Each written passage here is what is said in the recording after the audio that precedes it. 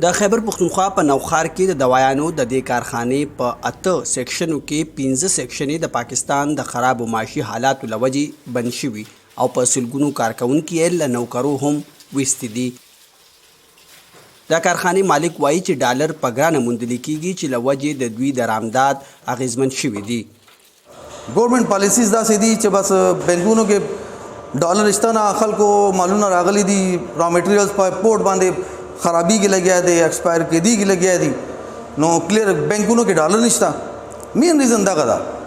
او دې نه علاوه چې پیکینګ میټیریل تاسو کو هغه مونږ امپورټ کوو، دا ګته شو، دا یونټ کاټن شو، ډبې شو، دا هر څه په امپورټ کې دي. د سټیټ بانک تر مخه د پاکستان د زر مبادلې ذخایر اوس 4.6 ارب ډالر دي.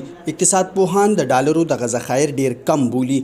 د پاکستان جمهوریت غورځنګ د خزانه د پخوانی وزیر مفتاح اسماعیل په وینا په ملک کې د ډالرو د کمښت وجه د IMF په شرایطو په 1300 میاشتو کې عمل نه کول دي.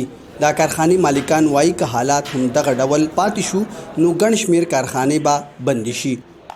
اوس دا 400 450 چې کم تاسو تمام مختلف انډستریز یاد کو نو د کې تقریبا اوس 300 انډستری شته او تقریبا 100 150 انډستریز د کې اوس بند شو. کې دا میډیسن والا مشته هم بند شو، دا ماچس والا دی هم بند شو، دلته ولین انډستریز هم بند شو، زموږ ماربل انډستریز هم بند شو، ډیټرجنټ هغه هم بند شو.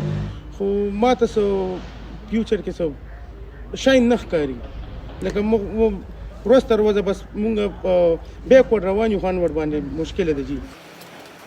د پاکستان وزیر اعظم میاں شهباز شریف څو ورځې وړاندې ویلي چې د IMF ټول شرطونه منلو ته تیار دي او حکومت د ډالر د نرخ کابو کولو نه په شا شوي دي او د بجلی او ګیس په نرخونو کې اضافې ته هم تیار دي. دا کارخانې د مالکان په وینا چې د IMF د پروګرام د بحالېدو سره اقتصادي حالات په خلور روان دي شي. عظمت علی شاه، مشال، راډيو، مردان.